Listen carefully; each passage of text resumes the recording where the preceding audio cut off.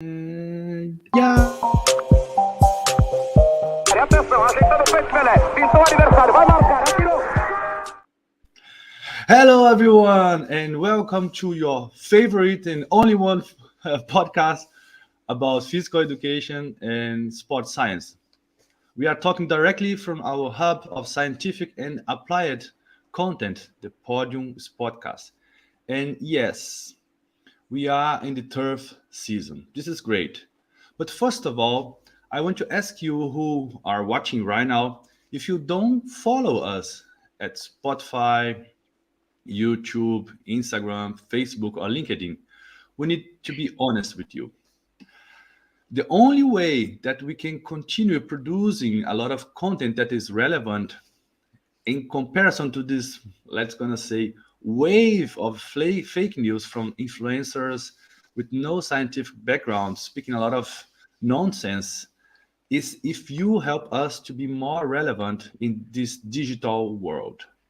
And the most uncomplicated way that you can help us if you take your small beautiful finger and press the button and follow us and also share our content to your coworkers, to your family and friends.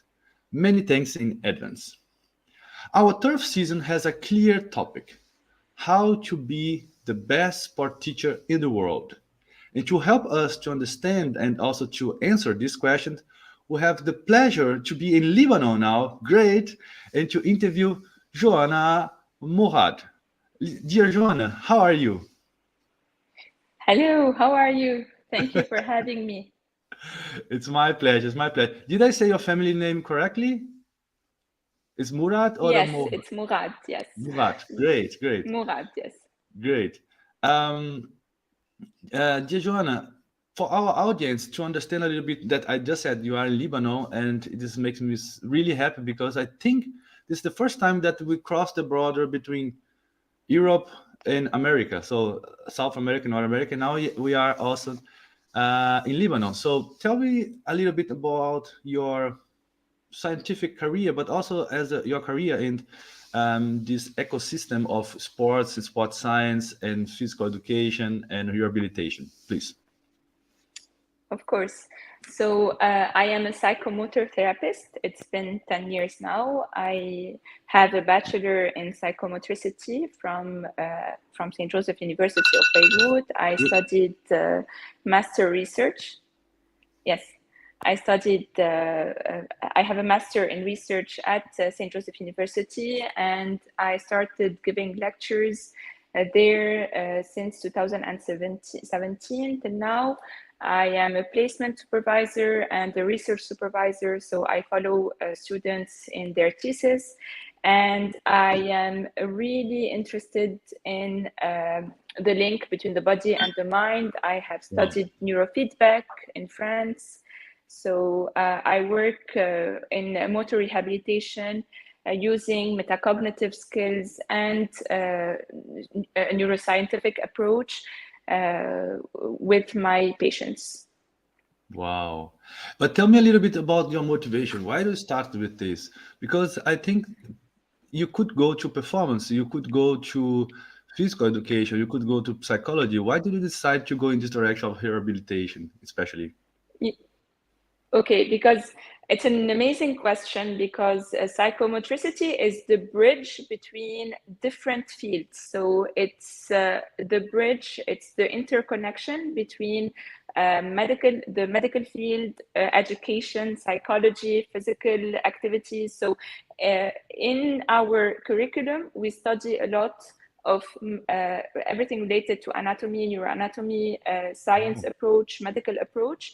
We also study a lot of psychology. We study a lot of everything related to science and social performance, social communication. So it's the bridge between many other fields because in psychomotricity, when we talk about the link between the body and the mind, everything is correlated, everything is important, and we have to be holistic in our approach. And rehabilitation in particular is one of my favorite fields because when you see a person before the rehabilitation and after rehabilitation, just by using evidence-based techniques and approach, it's amazing the difference. What we can do and the change that we can provide is amazing.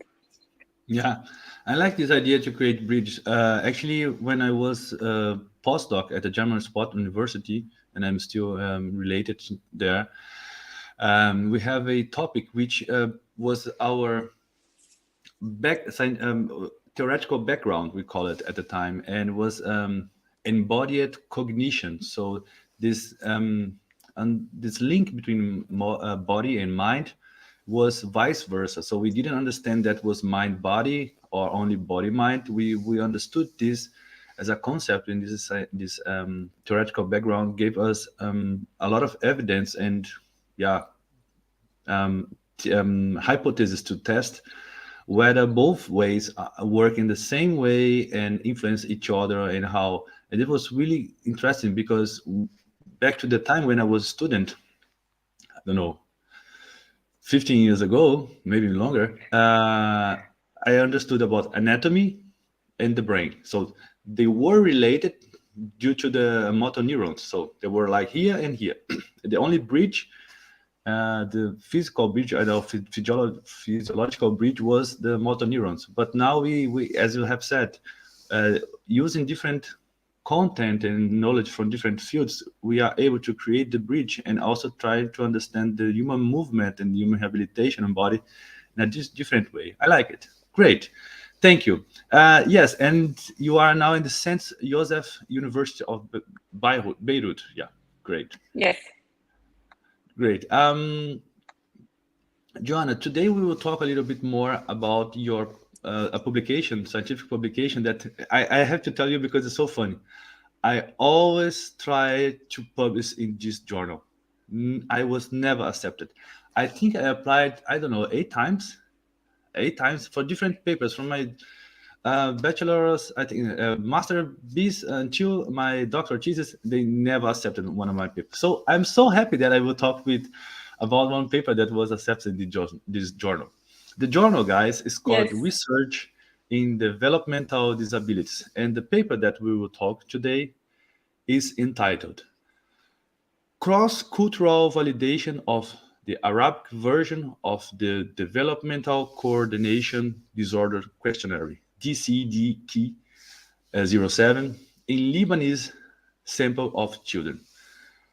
Dear Joanna, can you tell us a little bit more about the motivation and the story behind this paper? Yes, of course. So initially, this was the thesis of Dr. Matta. She is the first author in this publication. I am the second author. Our interest at the root of the study, or the rationale of the study, started with the importance of diagnosing DCD, developmental coordination disorder, because it's a neurodevelopmental disorder. It is really important, and unfortunately, it is not well diagnosed because it's not related to academics 100%. It's more related to sports. And we know that everything related to physical activity is not a priority in Lebanon. It's a second priority. Everything related to school and scholastic achievements are the priority. And we started to work on this article. We started to work on the thesis because it was at the end of the thesis. The objective of this thesis was to understand the prevalence of DCD. And in order to understand the prevalence, we had to validate a questionnaire and then do a norming for a scientific battery that diagnosed the DCD, and then we had to put a prevalence, or to work on the prevalence. So this was the first chapter of the thesis. We had to translate the questionnaire and then to validate it using psychometric assessments or properties. Just for our audience, can you tell how the age of range that this questionnaire works for? I know, Yes. but you can please enlighten us. Of course. So this questionnaire is for parents. Parents take 5 to 15 minutes to assess their children using this questionnaire. And this questionnaire is for children aged from 5 to 15 years old, so in the middle of their scholastic years. It's really important to work on this questionnaire because it's not a long questionnaire. It's only 5 to 15 minutes. It's the perspective of the parents. We see the perspective of their perspective related to the motor skills of their children. And it helps us with the diagnostic. Mm-hmm. What I like in this questionnaire is that you add new eyes on the way you trying to find diagnosis, because we as a scientist and also as people working with children, sometimes we trained our eyes for some kind of patterns that we see or not, but the parents, they have the development, like since the kids was a baby, they can see other things that we cannot. So if you add both eyes, let's gonna say 4 eyes or maybe 6 eyes, you enrich the chance to have a better diagnosis. Therefore, I sincerely I like this kind of questionnaire. It adds a lot of good information for us to take a decision and to to make a diagnosis as you have made. And how was the process? Like, was it easy? Because I know now it's published, but Yes, from one it idea was not until have easy. this published is so I can say painful, because I still feel this pain in some of my papers. How was the It story? was. Like, how was the reviewers? How they react to this idea? How was it? Okay, first of all, you should know that in the Lebanese culture, research is still new. So Mm, when we went to work on the different field in Lebanon, the different areas in Lebanon, because we wanted the questionnaire to be holistic everywhere, not just in one area in Lebanon. It was not that easy to find the population who wanted to apply in the study. We took the mm, consent, of course. We had the consent of the ethical committee in St. Joseph University, of course, but it took us a lot of time because the research culture in Lebanon is something new. So mm, when we had to practice in the beginning, it was not that easy. And when we wrote the validation, when we wrote this article, we had also a lot of challenge related to statistics and to different authors. So mm, different judge. We received many corrections, two corrections, and then it was accepted. mm. So it shows that it was a beautiful challenge. It was not. It was hectic. It was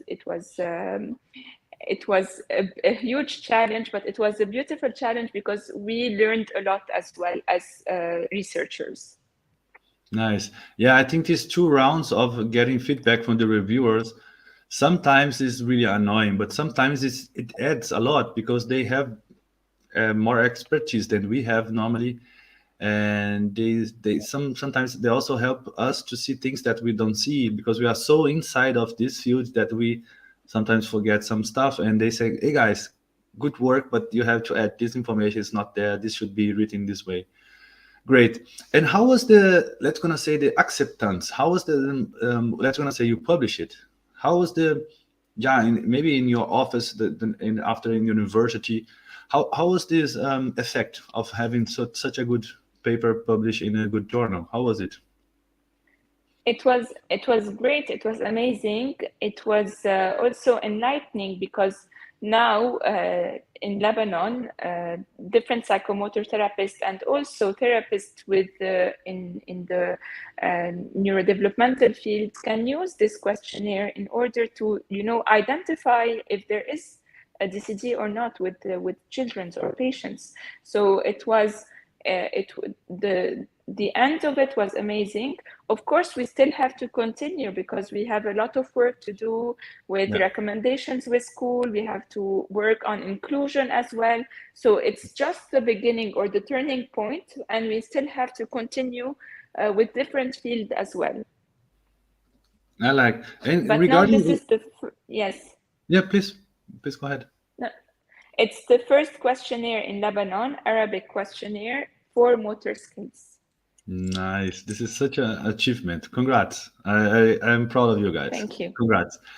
Thank you. My pleasure.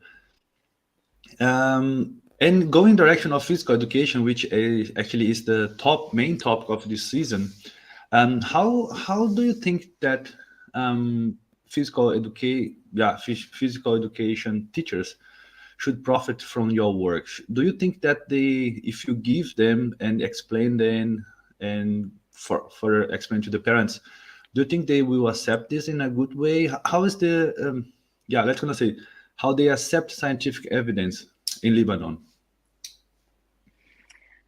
Yes, I think that they would love to accept it because it's evidence-based, and in Lebanon, we everything related to science, everything related to evidence or a reference, a medical reference, is accepted easily. However, what is not as easy is the approach. So not just to read the questionnaire, but to use it every time, to have it in your routine, to look differently at children's, and to have a new pattern of thinking. This is a little bit harder because I can give the questionnaire to teachers, and I'm sure they will take it and they would love it, but they might not use it as a routine with their children or their students. I understand. So this is the hardest part. Yeah, I think this is hard across here in Germany as well, but also in Brazil, I can say. And talking about inclusion, do you think that this could be a good tool to understand how inclusion should be done in sport classes, but also in sport clubs? Because I'm asking this because I do understand that giving people labels sometimes is not wonderful. So let's go say this guy has a need or disability and so on. But at the same time, we cannot help people without knowing what she or he has. And how do you think about how could be helpful for inclusion? Yes, if you want to define inclusion, we know that inclusion is everyone is allowed to go to school or to get education or to get the proper education or to get the proper, the proper ending. So everyone has the same, whatever the cause that they have the same consequence is the learning, so is to learn. So if you want to think about this perspective of inclusion, of course, this questionnaire can help, first of all, when it's a parent's questionnaire. So parents will be more aware of their children's case. So they will treat them differently and they will expect differently from them. It does not mean that they will not expect, they will expect differently. Can you hear me? Yes, for sure. I just Okay, so because it changed. And two, it's also important because when we can identify a disorder, it's not to label a person, but it's to be able to give the proper education differently. So instead of starting with a complex motor skill, we can start with a simple motor skill. We can use evidence-based techniques with them differently than any other person. So I think, yes, of course, this tool is a very important tool because it identifies and it does not diagnose. So we are not sure that there is a label. We are not here to put a label.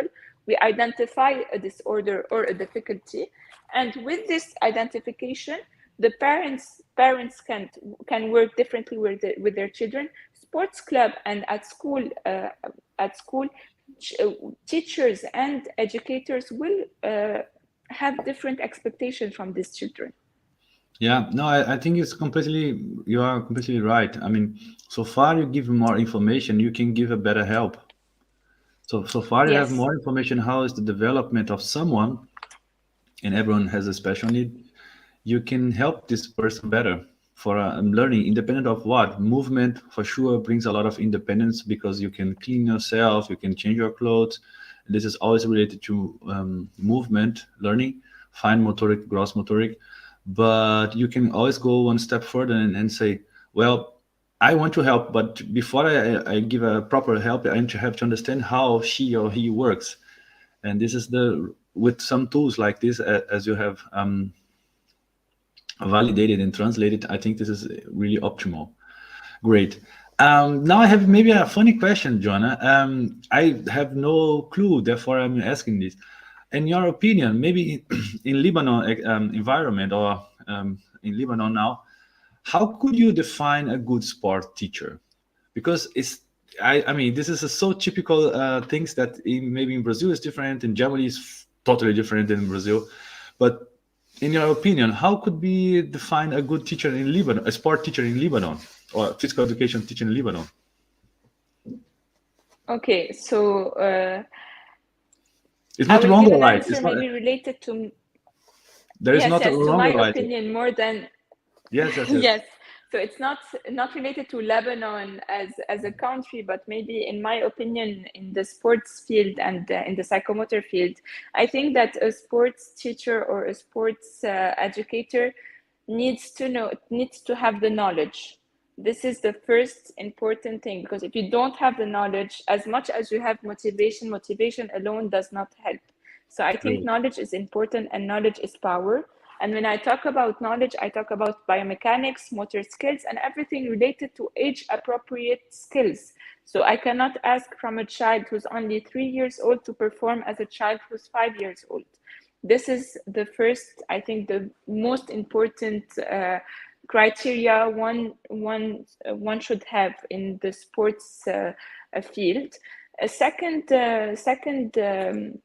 criteria is the motivation, but also consistency, because I can be motivated for a week or two, but if I'm not consistent with my students, if I'm not consistent with their behavior and their pattern, it will not help them.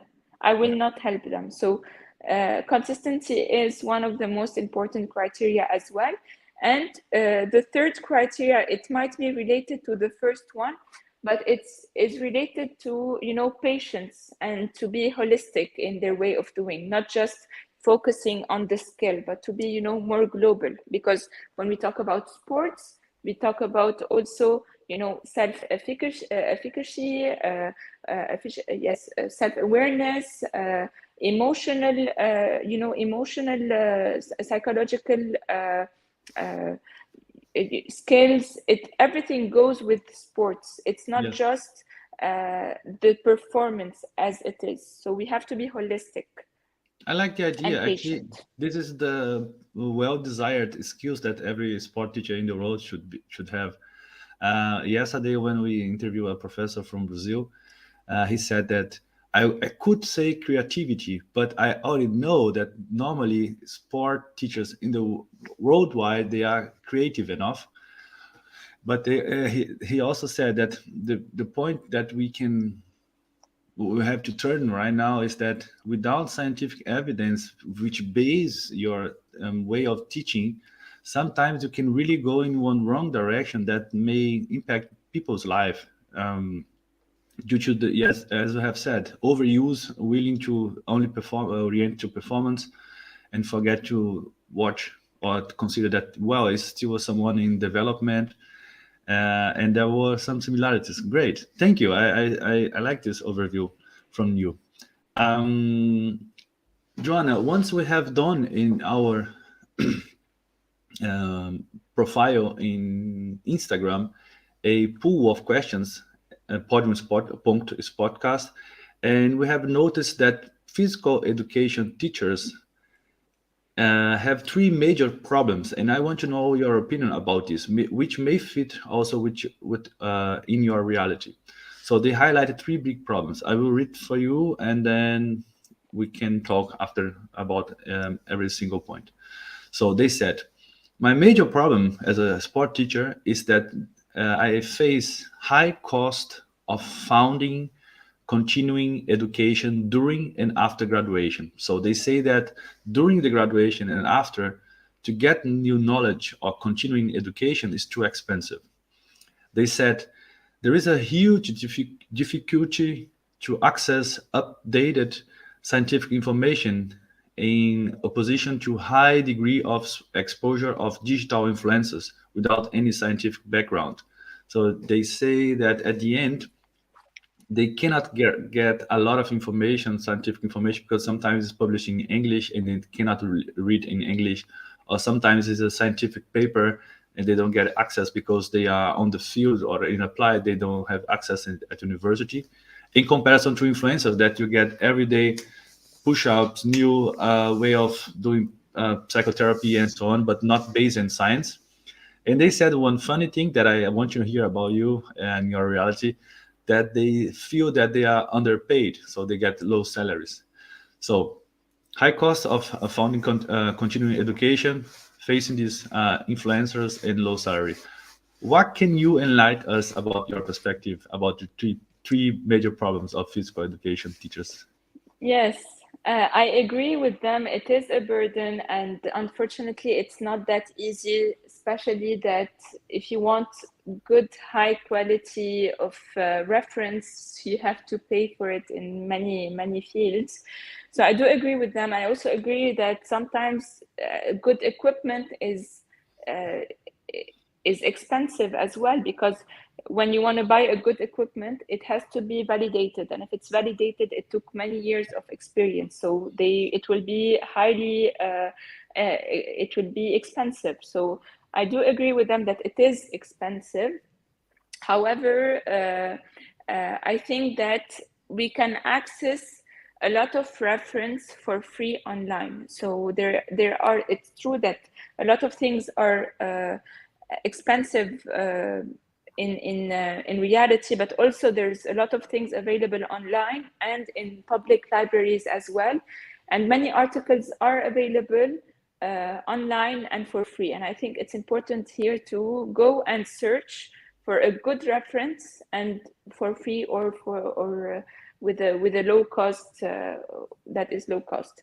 So this is for the first point, but I do agree with them, it is expensive. And if you want to talk about tools as well, for instance, technological tools, serious games, virtual reality, because these are techniques and tools that we use, they are expensive, unfortunately. Yeah.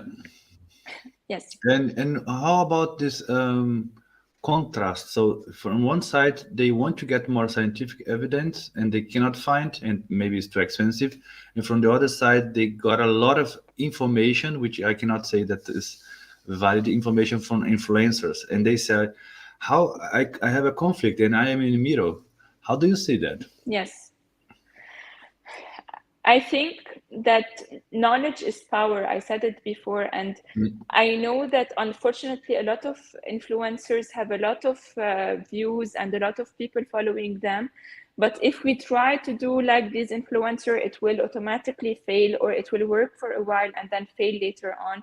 And it will be hectic for us in a psychological level, because we will see ourselves as failures, whereas the video that the influencer showed us, he or she was able to do this movement or this motor skill or etc. So the only way to, to understand this is to understand that, is to ask, what was the reference behind this video? Great. Where did you bring this information? How can you bring this information? I had a lot of talks with a lot of people talking about, about a lot of tools. And then when I entered with them and talked about these tools, where did you buy them? What kind of tool are you using? They couldn't answer, they couldn't give a proper answer. Yeah, and it's sad. No, I faced this as well. I faced this, and at school in Germany, I also faced. I always did this. The children, they come saying, "Hey, Dr. Walter, look here. This is the way I do push-ups, not the way you are saying." So I have, as a teacher, I'm confronted with a cell phone and an influencer, and I have to base and explain why we do in this way in comparison to what the influencer is saying. And I always try to argue, guys, Yes. my point here is that I am not saying because I want to say, because I want to get likes and so on. I say this, or I give you this as a lesson, because this is based on scientific evidence. Besides that, I can give you this paper which one you can read that will help you to understand why this is in your age is not recommended to do this kind of movement due to your joints, your body development, and so on. But this situation is quite hard because I think this is a worldwide Yes. phenomenon. We have Yes, to, I agree. we as a scientist and being on the field and also in the academia, we have to kind of prove that science works in comparison to what influencer they don't have to prove, and we face this conflict. Yeah, it's still a big But challenge. it is, but I think what you're doing with Sports Podium is an amazing is fighting back with the way that influencers are using the same tools that they are using, and step by step, on the long term, I think with evidence-based and what you are doing, things will change. Thank you, So thank you. knowledge This is makes me power. really happy Yes. to hear. Thank you. Yeah, No, it actually, is. this is, It is. yeah, thank you, thank you. Yes. I think this is the right Tell way me. of saying, yeah. And thank you for trusting us and sharing your knowledge. But concerning low salaries, how is it in Lebanon? I have no idea. And then I will just trust in what you Yes. say. Because I know in Brazil, yesterday we heard this is really bad paid because this is a structural from the government. They have a kind of a range. In Germany, I can say they live a really good life. They are over the like 80% of the most well paid the teachers in Germany. How is it in Lebanon? Yes. If you want to talk about physical education or education, okay, so I'm not talking about psychomotor therapy, I'm talking about physical education and education. Lebanon is divided into two big or three big sectors. We have the private sector, the public sector, and the semi-private sector or semi-public sector. Mhm. Okay, so everything that is related to public, I think it's not well paid. And I think it's not just the physical education, but everything related to education. They are suffering from a major economical crisis.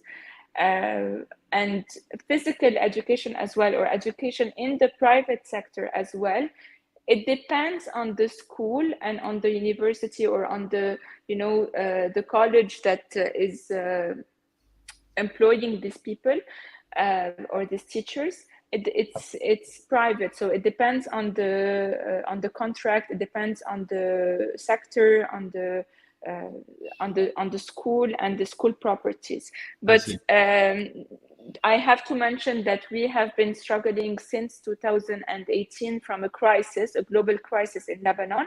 And the pandemic came afterwards. So the COVID pandemic did not help with the crisis.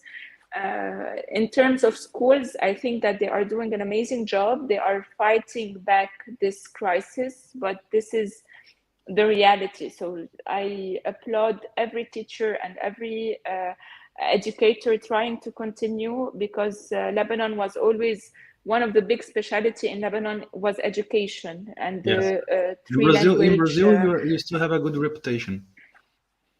In Brazil, Thank yeah, you. in Brazil, So because just for our audience, we have in Brazil a huge Lebanese community, and therefore we Brazilians, well, I'm a Brazilian as well. We love what comes from Lebanon. The food, I love the food there, but also have this kind of renommee from what is scientific made in Lebanon, and also the education. We always heard that the guys there are quite good. So I confirm yes, back to that days when I yes. was there, but I still have this image in my brain. Yes. So unfortunately, they are underpaid, but I think that they are doing an amazing job with everything that is happening with the crisis and their psychological crisis as well, because it's not easy. So I think they are doing an amazing job. Unfortunately, they are underpaid for most of them, I think, and it is a situation. It's a sad situation, because for me, educators, if we think logically, they are the future of everything. If you have education, you have everything. Mm, So it's the most important route in every country. Yes. And how is in your field, in psychomotor field? Do you feel that It you face similar problems? The crisis is everywhere in Lebanon, but the needs are also here. So people are more aware of evidence-based techniques, of Wow. psychomotricity, of yes, and this is amazing. The needs are here, and people are asking more questions. They are seeking for answer. Why is my child um, with why does my child has an attention deficit? Why is he not able to jump as his friends or her friends? Why is he different from others? So I think that uh, even though the reality in Lebanon is different from other countries, but I think that people are more aware of the inclusion and the different difficulties that children have, and they are seeking answer, and this is amazing. Great, great. This makes me happy. Yeah, nice to hear this. Thanks for sharing. Yes. Um, if you could go a little bit more in direction of where can people find knowledge nowadays? You just have said Podium Podcast. Thanks again. But in Lebanon reality, which kind of sources do you recommend people to find evidence-based knowledge that may help you in their field, in psychomotoric field, but also in physical education? Yes. So I think that courses on Coursera are available, and Yeah, you they also, use yeah. sometimes I know reference. that. Yeah, Yes. consider, yeah. Yes, and academia. So there's a lot of applications, online applications. I'm not saying that they are as good as face-to-face, learning, but they are very good in providing knowledge, like Coursera, Academia, Udemy. There's also, if you use Google Scholar and not Google to Google symptoms, but if you use Google Scholar and search for different articles, and you see the type of journal, many of the journals available are high quality and at the same time available and for free or for a very low cost for different students and for different educators. So this is important. Students in the different field can use their online username, because if they are at the university, for instance, in our university, as Mhm. soon as you are a student at the university, you can use an online library, and most of the articles are for free. So this is also amazing. I think we can use that. Yeah, I think this is also a nice way of finding scientific knowledge. I do know that people are still somehow lazy and they want to get everything on their mount. But I think the experience of going direction of finding a new topic, understanding this, and sharing this journey of knowledge, improvement, and journey of learning in general helps a lot and help a lot of people to improve themselves. Because I do think that, as you have said, knowledge is power. And I do agree that a teacher or someone working in rehabilitation, if she or he has more knowledge, first of all, this person will be a better person, more interesting person in his circle of friends and family and so on. But also, this person will profit in different ways in his work, community, church, and so on. And everyone get profit from this. Actually, was this is exactly what we heard yesterday from one professor in Brazil. If you learn more, you are the only one that which get the benefits the first, and then your surroundings. I like it. Great. Joanna, we are headed to the final topics to in our interview, and I want to know about your opinion.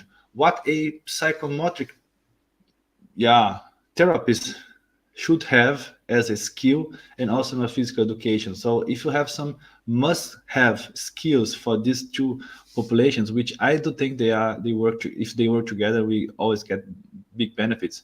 Which kind of skills do you think they should have? So skills.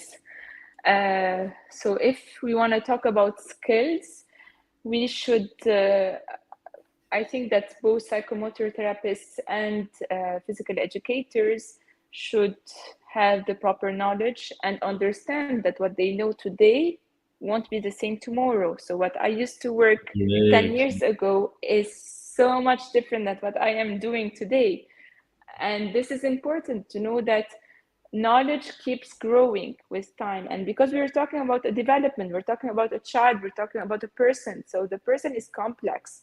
So I think that to read a lot, both of us, both of therapists, the therapist and the educator should read a lot and have the proper knowledge. This is the biggest criteria I talked about during this session, and I will always talk about to my students about it. I think that to have the honesty to say that it's a process and sometimes we do not know and we need to take our time and we need to, follow the children, to be honest with the parents, to be honest with the students, to be honest with the patients, to tell them what we know and what we don't know, and to take the time to be holistic with them, to take the time to think out loud with them, because it's a process. It's not, we don't know everything. We are still learning. We are still growing. Every day we learn new things, and the way that we are thinking is changing. So to be honest with the students and the patients and their families, of course, to be empathetic, Empathetic. Yeah. because yes, because I'm not here to be the friend of my patient. It's not my job to be their friend, but I'm here to understand that they are suffering, and behind this suffering, there's a need to grow from this problem, and we are here to understand this. We are here to understand the bigger problem and not just the symptom as it is.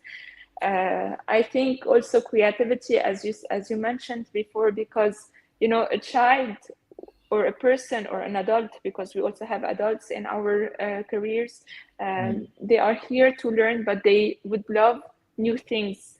So we repeat a lot because we need to, develop a habit or develop a performance.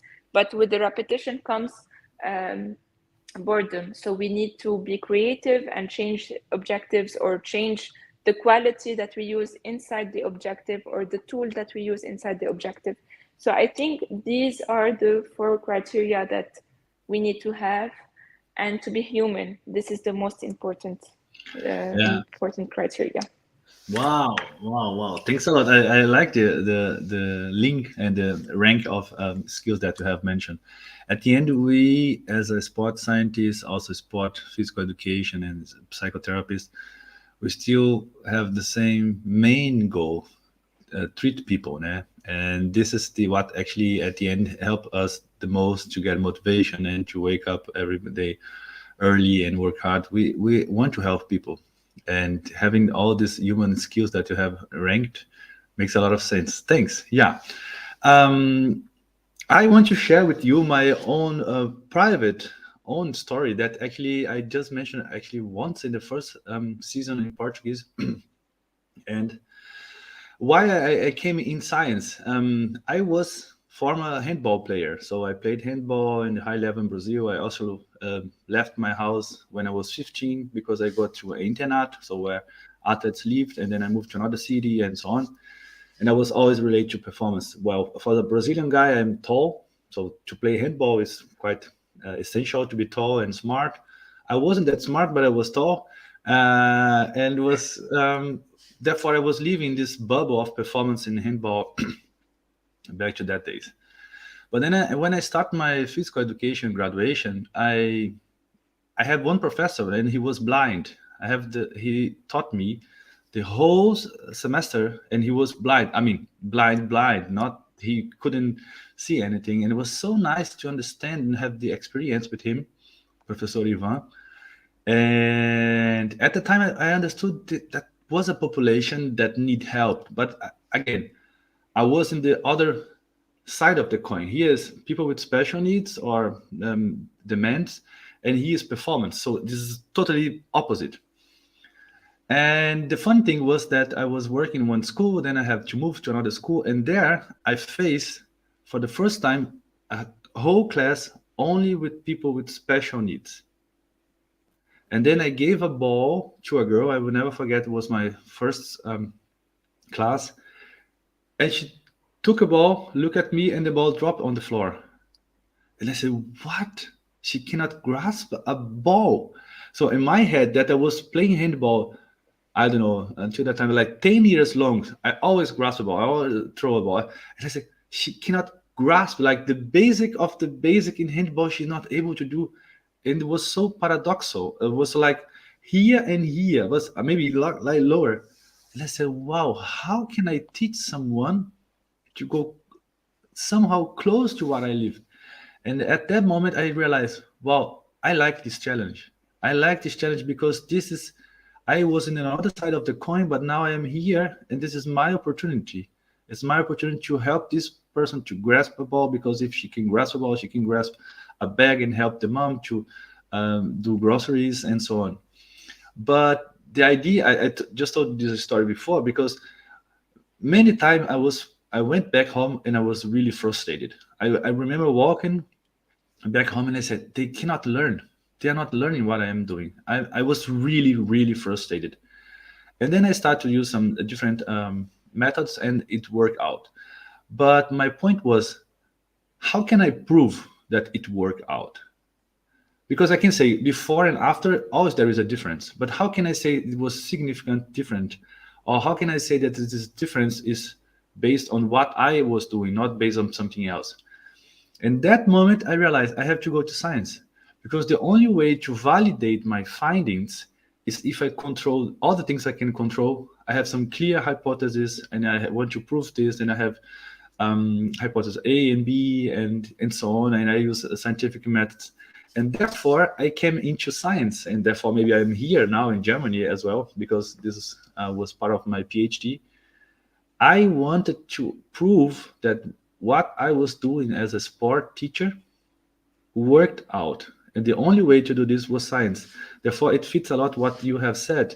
So far, you have the scientific tools as your translated questionnaire. We can be on field and have more tools to say, hey, parents, we are in this situation now. And if we go in this direction, we can try to validate whether this works or not. And if not, we go in another direction.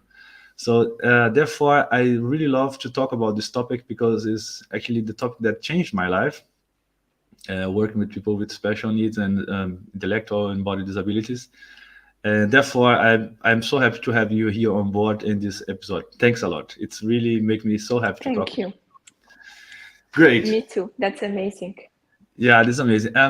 Dear Joanna, do you have some final words for our audience, maybe in Lebanon, in Brazil, and here in Germany? Your final thoughts? Yes. Continue reading, continue growing, learning, and try to publish. Try to publish. Wow. Always publish. Yeah, well, yeah, maybe these guys, if they want to have some co-authors, we can help them. This is great. Yeah. Of course. For sure. Dear Joanna, thanks a lot for your time. I sincerely appreciate it. It was a nice opportunity. And just for our audience, we never met live. So this is the first trial that we are going to Lebanon. And also we are trying to meet someone that I actually never met before. So this shows that it works. It works. Yes, of course. It was a funny experience. But yes, Joanna, thanks again. It was my pleasure to be on board, to have you on board. And yes, you can be sure that Podium Sportcast is willing to be partner of some of your projects if you think we can add, or one of our Podium experts. And thanks a lot. We sincerely appreciate that. Okay, guys, thanks a lot. Joanna, thanks a lot again. And now I will play the final intro, final Fenster, I forgot the name. And thank you.